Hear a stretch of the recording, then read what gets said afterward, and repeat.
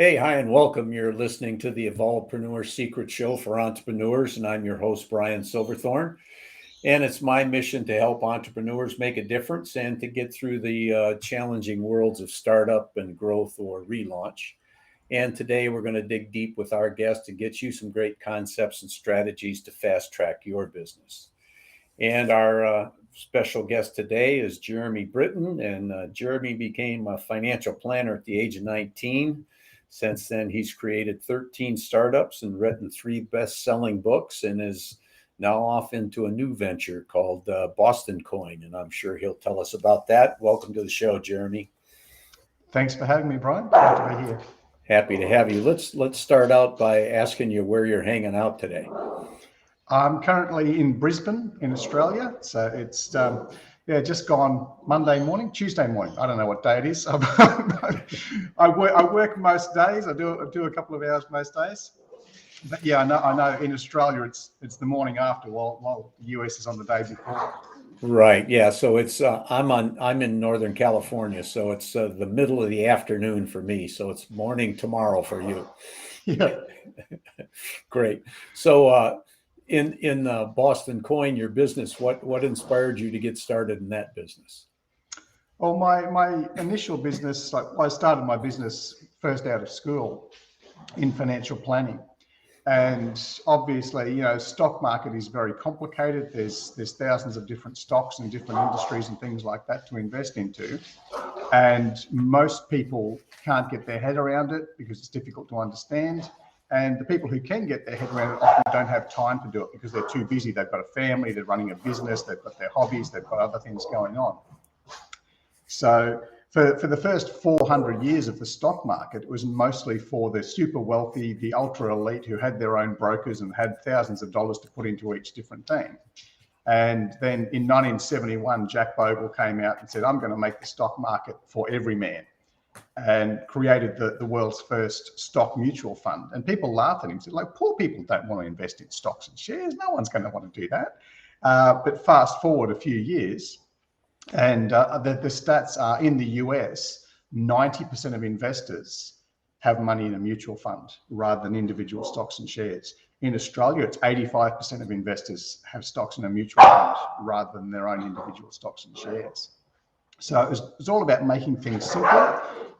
When I started financial planning, I didn't know a lot. So I would use the mutual funds and I would study up on the sideline and find out a lot more about stocks and shares. So I could include a few stocks and shares in my clients' portfolios, depending on what they were into. Like if they had their car insurance and their house insurance and their life insurance with the one company, it made sense for them to invest into that company because they knew that company well. And same, depending on where you bank or where you got your groceries and that sort of stuff. So we'd have some specialized stocks and shares, and we'd also have a core portfolio, which was a diversified portfolio. And as you know, like you have 40 or 50 stocks in your mutual fund. If one goes down, it doesn't matter. If there's a plane crash, other things are going to go up, and it all balances out at the end of the day. So that's what I've done for the last 30 years. And when I discovered cryptocurrency around about 10 years ago, and I looked at cryptocurrency and went, this is kind of like a little tiny stock market. There's thousands of different projects doing different things. Admittedly, a lot of them are rubbish.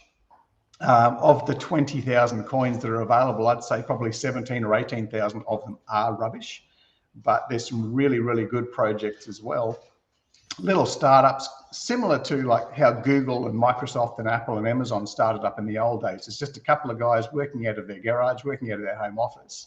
And they've got this little project, which just happens to have really, really strong potential. So it's quite easy to do a little bit of research into cryptocurrencies, the same way you do a bit of research into a stock, and then say, this one's got the potential to grow 10,000% over the next few years. This one's going to go to zero. So some people, as I say, some people have got plenty of time and they can do the research. We'll teach them how to do the research if they've got time, but if they don't have time, then we'll actually run the mutual fund for them.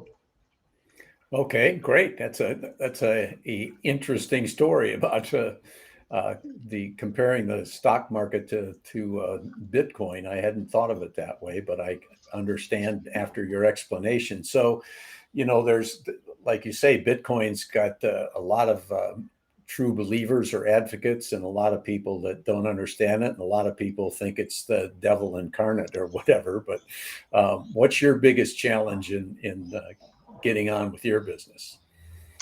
I guess it's just understanding of things. Like I was a very early adopter of the internet.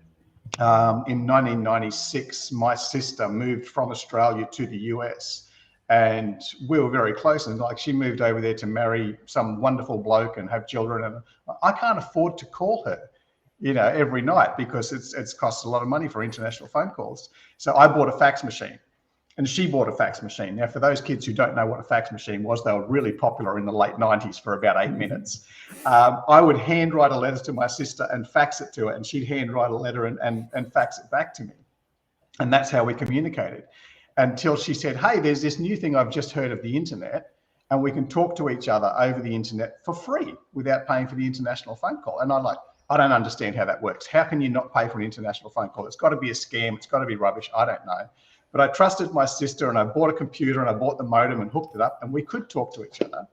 And I told a few of my friends, hey, I'm on the internet and I'm talking to my sister for free in America. And my friend said, oh, don't be on the internet. It's full of drug dealers, it's full of sex predators and all this sort of stuff. And I said, well, I'm only talking to my sister. I'm not a pedophile. She's not a drug dealer. Like, I think we're okay. But in the early days of the internet, people wouldn't touch it. And even when my sister had a baby with her American husband, she took pictures of the baby and emailed them to me and emailed them to my mum and dad. And my mum wouldn't look at the computer. She'd say to my dad, you print the picture out and you show it to me. You print the email out and you show it to me like it's a letter. Because she wouldn't even read an email, because the internet was this big, scary thing. And I think it's the same with cryptocurrency. Like, Bitcoin came out as an alternative to the banking system. And in my business, we do a lot of outsourcing. So we're paying staff in Africa and India and Indonesia and other places. And sending bank transfers to these guys cost you between $30 and $70. And when someone told me about Bitcoin, and you could send $1,000 worth of Bitcoin for 50 cents. And they just said, it's like money that you can email. And yes, there's volatility, so it might go up and down. But if I email the money to you and you cash it out straight away, you don't care about the volatility. It's up to you if you want to hold a little bit and watch it go up and down in value. Like, people hold on to gold. But if I paid you every fortnight in gold, most people would just cash the gold out and go and spend it. Some people would hang on to the gold for a little while. And of course, gold prices go up and down as well. So Bitcoin is kind of like gold that you can email to someone very easily and very quickly. Whereas other projects, Ethereum is kind of more like the oil that runs a lot of the industry. And other projects, Power Ledger and IOTA and this sort of stuff, they're just little stocks, they're little businesses that do different things and add value. So for people getting their head around cryptocurrency, it's a lot like getting around the internet in the early days. Like, some people have got a bad opinion of it. And yes, some people, they bought a bad cryptocurrency on the bad day and they lost money.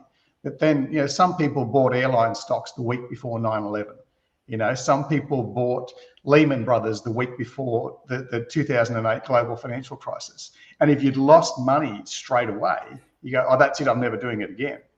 But if you held on to it, those stocks, the good stocks, bounce back. Bad ones disappear, of course, but you hold on to it. And over time, those things go up. Particularly, as I say, if you've got a diversified portfolio, because obviously Lehman Brothers went down and never came back, but a lot of other things bounced back. So I've, in my career of 30 years, I've said, people go, oh, I'd never invest in the stock market because grandpa lost money in the stock market. So when was that? Oh, that was 1929.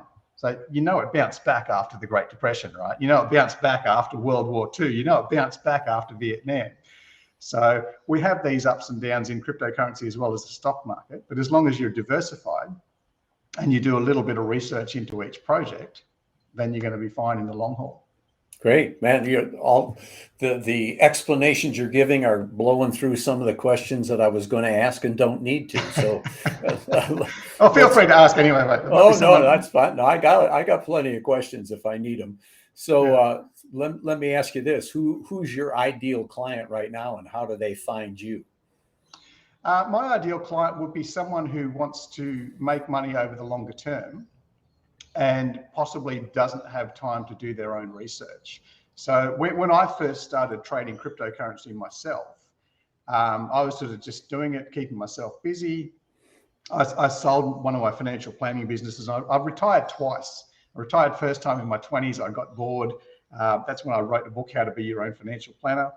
And then I retired again in my 30s after selling one of my businesses. And I meditated, hung out in Bali, hung out with a lot of Tibetan Buddhist monks and things, trying to balance my other side of my brain rather than my analytical, mathematical side. And so as I say, someone introduced me to crypto, and I thought, I can handle this. I can understand this. And then I started helping other people and teaching other people, because it's literally like I can teach you how to research a crypto project in less than 5 minutes if you want to do it yourself. But if you've got to research every single cryptocurrency project, that's going to be 5 minutes and 5 minutes and 5 minutes, and all of a sudden it's taken all your day. If you don't have time, then obviously you choose a crypto mutual fund. And you don't put all your money in crypto, the same as you wouldn't put all your money in stocks. You wouldn't want to put all your money in bonds, because we've just had a crash in the bond market recently with the Ukraine situation. So diversifying and saying, okay, have a little bit of money invested in property, have a little bit of money invested in stocks, have a little bit in bonds, have a little bit in crypto. And when one goes down, the other one goes up, and you're going to be okay over the longer term. So it's really about diversification. I mean, some people have heard the stories, oh yes, Bitcoin crashed by 50% earlier in 2022. But did you know that Netflix crashed by 75% at the same time? PayPal and Facebook, Meta, went down 50% at the same time. So crypto will grab the headlines. They say, oh, Bitcoin dropped by 50%. It's so scary. But other stocks also dropped by 50 and 75%. The gold price went down at the start of the pandemic. So the idea is the old eggs in different baskets, because some things will go down, but at the same time, other things will be going up, and you balance yourself out. Great. Well, for listeners that are listening to all this good information, how do they find you? How do they reach out? If you want to do it yourself, we've got our little not-for-profit organization set up where we teach you how to do it yourself for free. And it's called Crillionaire.com. So CRY for crypto and the last letters of millionaire. So Crillionaire.com is where you can find out how to do it yourself. If you want someone else to do it for you, someone who's been doing it for 3 decades and, it's pretty okay at it, does okay. That's BostonTrading.co. So Boston, as in, I've got 2 little Boston Terriers, and most guys in America know how to spell Boston. BostonTrading.co is where we actually do it for you. Okay, great. Good information. So we're kind of running out of time here. You got any final thoughts for people? How much time do we have, mate? Well, take another 2 minutes. 2 minutes. Okay. I was going to teach people how to choose their own cryptocurrencies, but we don't have time for that, because, as I say, that takes 5 minutes. But again, there's some bad ones, there's some good ones. We've been running this fund for 7 years. And because we do our research, we've never had a single rug pull. We've never had a single scam. We did own a little bit of Terra Luna when Terra Luna went down, but it was 2% of the portfolio. So 2% of our portfolio dropped rapidly, but 98% it was okay. And we've had 6 coins that we've bought, 6 projects that we've bought into that have made over 10,000% in less than a year. So again, diversification. You get 1 or 2 that goes bad. As long as you're doing your research, you're on the winning side with most of the trades. So that's what we do. And again, happy to teach people if they've got 5 minutes to sit down or 5 minutes to go through the Crillionaire.com blog site. Otherwise, we do it for you so you can concentrate on doing all the other things that you like to do with your time. Well, that's excellent. I really appreciate that. And I'm going to use that as a perfect ending to this episode. So that's another wrap on a great guest episode of the Evolvepreneur Secrets Show. And if you like it, before you go, please give us a 5-star rating and maybe share it with a couple of friends. And if you want to make sure you don't miss any future episodes or catch up on some past ones, go to evolvepreneursecrets.show And if you're an entrepreneur, let's get your best idea out there today.